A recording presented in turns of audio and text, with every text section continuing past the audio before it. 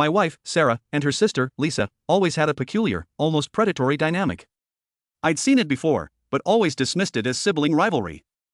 I was too busy building my tech startup, InnovateTech, into a multi-million-dollar company, which I had co-founded with my best friend, Mark, who served as our COO.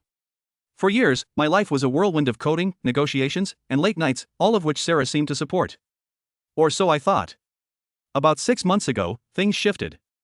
Sarah became distant, always on her phone, whispering secrets. I tried to be understanding, attributing it to the pressures of marriage and demanding careers. One evening, though, I overheard Sarah on a hushed phone call, her voice tight with excitement, mentioning the plan and Mark repeatedly. My gut clenched with a cold dread. I initially suspected an affair, a painful but somewhat common betrayal. But then, an hour later, I heard Lisa talking about InnovateTech's shares and framing him to Sarah. The pieces clicked into place, forming a far more sinister picture. They weren't just plotting a betrayal of my heart, but a corporate coup to take my company, my life's work. The cold dread turned into a burning, icy resolve. I didn't confront them. I just started watching, learning. I installed a discreet, motion-activated security camera in my home office and a voice recorder under the passenger seat of my car, where they often gossiped. I also began copying all critical company financial documents, emails, and shareholder agreements to an encrypted external hard drive. Sarah's late-night work calls with Mark and Lisa's sudden, insistent questions about our company's Q3 financial forecast suddenly made perfect, sickening sense.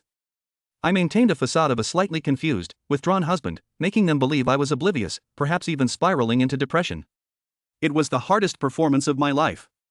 I had to let them think they were winning, just to catch them in their tangled web. The night I finally caught Sarah and Mark, on camera, in my home office, discussing how to subtly manipulate the company's books to show me mismanaging funds, while Lisa listened in on speakerphone, advising on legal loopholes for hostile takeovers 101, I understood the true depth of their calculated, cold betrayal. They thought they were setting me up for an inevitable failure, orchestrating my downfall with cruel precision. Little did they know, as I watched their smug faces on my hidden monitor, I was about to expose their entire house of cards. I became a ghost in my own home, a silent, invisible observer. Sarah and Lisa grew bolder, their hushed whispers morphing into open discussions, certain I was too stupid or too consumed by my fabricated stress to notice. I maintained my poker face, nodding vaguely at Sarah's fabricated stories about girls' nights and late meetings with Mark, my so-called best friend. Each lie they uttered, each patronizing glance they exchanged over my head, fueled the fire of my resolve.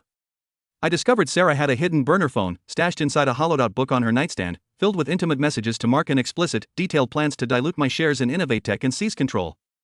I contacted my corporate lawyer, Mr. Nextpart, on my profile.